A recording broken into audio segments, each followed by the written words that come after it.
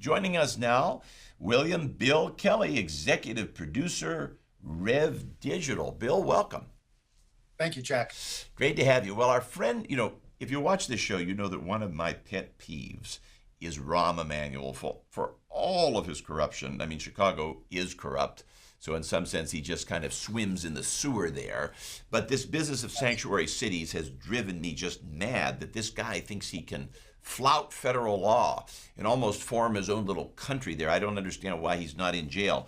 But you have done some good writing and some good work showing that he's now facing, and I don't think a lot of the country's even following this, Emanuel is up for re-election soon, and he faces his own mounting political crisis on a number of levels. Tell us. Where do I begin? First of all, we have hundreds upon hundreds upon hundreds of shootings and murders in the city of Chicago. Last weekend alone, over 70 shootings. And by the way, these are all. You said last week or last month? 70 shootings. Last weekend. Weekend. Last weekend. That's a weekend. Over 2 days or 3 days. You're done 2 or 3 days. We have 70 shootings. Over the course of about 12 hours, 70 shootings. I believe 13 people have already passed as a result of those. Boy, that makes Baghdad look like a resort destination. That makes Baghdad look like you go there for a beach holiday. Holy cow! Is this the most dangerous city in the world? Well, it is on multiple levels. We also have a Chicago public school scandal. Hundreds upon hundreds of students have been sexually assaulted, abused by teachers, custodians, fellow students. This is another scandal that has taken place during Rahm Emanuel's 8 years in office, but it's only now being reported. So once again, this is a scandal that has not been addressed. Nobody has been held to account. And the Chicago Public School president, CEO, they're all appointed by Rahm. Because he needs union support. He needs the teachers' unions. He needs union support. He doesn't want public unions to fight him. They're his allies, so of course he will do absolutely nothing, right? Well, he has done everything he can to keep this a secret. And not only does he not want to address these problems that are problems, cities have problems. But not only does he not want to address the problems, he's trying to keep them a secret, which is the absolute opposite of being a good leader, in my opinion.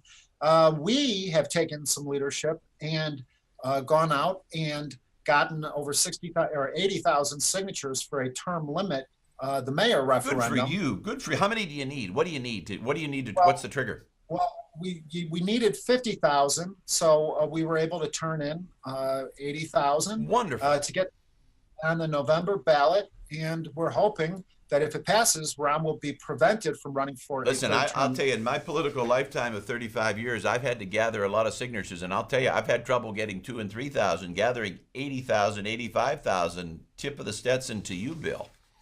Thank you. Well, let me ask you. Okay, so first of all, when is the Chicago election? For those of us not following it, the next mayoral election in Chicago is February of 2019. Okay, so it's coming up very soon. In other words, he's up for re-election only a few months. Exactly right. Any polling data out of Chicago on this?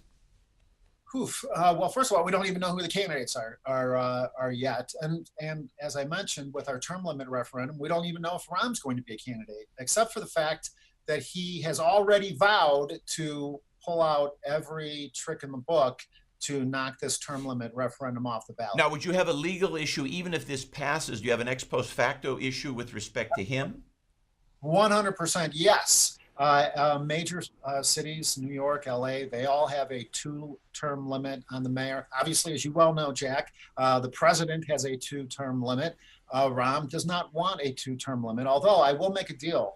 If Rahm would allow Donald Trump to run for a 3rd or a 4th term, then maybe I would take my term. I will take that deal. I'll take that deal in a heartbeat. Let me ask you a question now. Obviously, in fairness to Emanuel, I don't know why we would want to be fair to him, but I will. Chicago's had a lot of problems with violence and corruption and everything else long before he's come. I mean, that's a 150-year-old story or longer now. But why Chicago today? It's a wealthy, thriving city. All of these great things. Why are there so many shootings in the city? What's going on there? What's causing this? Well, Jack, sadly, the only people who have really thrived in Rahm-occupied Chicago are Rahm's cronies.